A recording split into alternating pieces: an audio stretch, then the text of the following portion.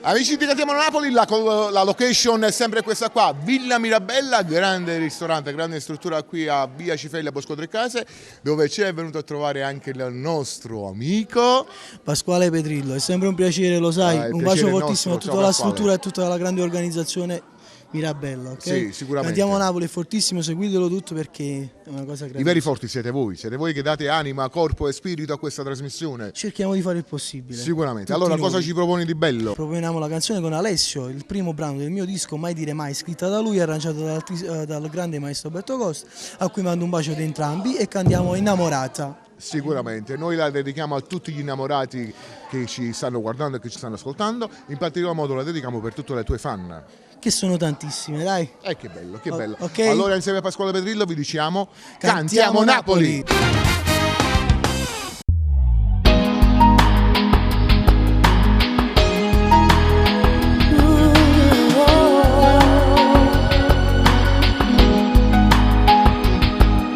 Sarà difficile dimenticare gli occhi suoi. Ti guardi ancora le sue foto, tutto ormai parla di lui. Leggi e poi ti rileggi tutti quei messaggi suoi. Con l'anonimo tu prova a lo chiamare.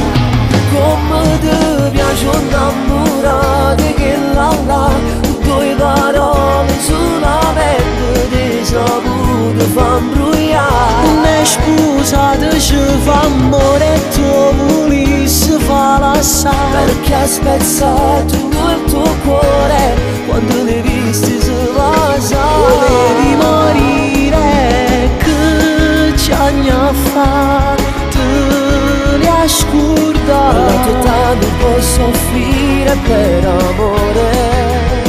Come ti piace innamorare che là non da dormisse manca notte che ti fa venire a pigliare. Che storia d'amore fingerai tu mamma e papà. Non ti arrendi perché vuoi soltanto lui. Innamorata ogni giorno sempre un po' di più. Nella tua mente è un'ossessione, tu non vivi più.